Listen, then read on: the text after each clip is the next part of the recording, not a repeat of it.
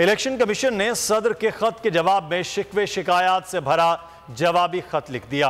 खत में सदर के अल्फाज पर शदीद तहफ़्फ़ुज़ात का इजहार किया गया। लिखा, इलेक्शन कमीशन के बारे बेहिसी के अल्फाज लिखना नामुनासिब नहीं। सदर ममलिकत की जानिब से ऐसे अल्फाज लिखने पर अफसोस और मायूसी हुई।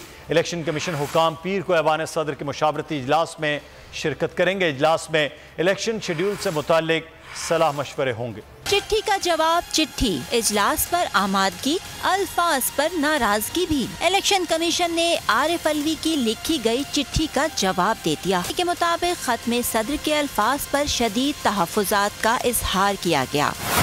लिखा, इलेक्शन कमीशन एक आज़ाद और खुद मुख्तार इदारा है। अदलिया के फैसलों का एहतराम और उन पर मनोवन अमल किया जाता है। इलेक्शन कमीशन के बारे में बेहिसी के अल्फाज लिखना मुनासिब नहीं। सदर मुमलिकत की जानिब से ऐसे अल्फाज लिखने पर अफसोस और मायूसी हुई। खत में कहा गया कि इलेक्शन कमीशन आईनी जिम्मेदारियां एहसन तरीके से सरअंजाम दे रहा है। आईन के मुताबिक सूबों में इलेक्शन के लिए गवर्नर से मुशावरत की जा रही है।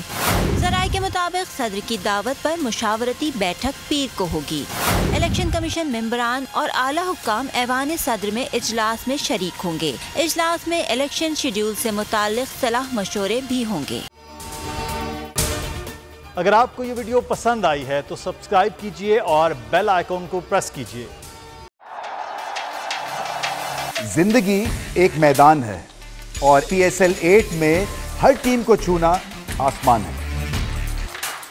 6 टीमों के बीच धुआंधार लड़ाई। ये शोर न लड़ाई का है न डर का, ये शोर है जीत का, ये शोर है जुनून का। खेल का जुनून रोजाना रात 11 बजे सिर्फ बोल न्यूज पर।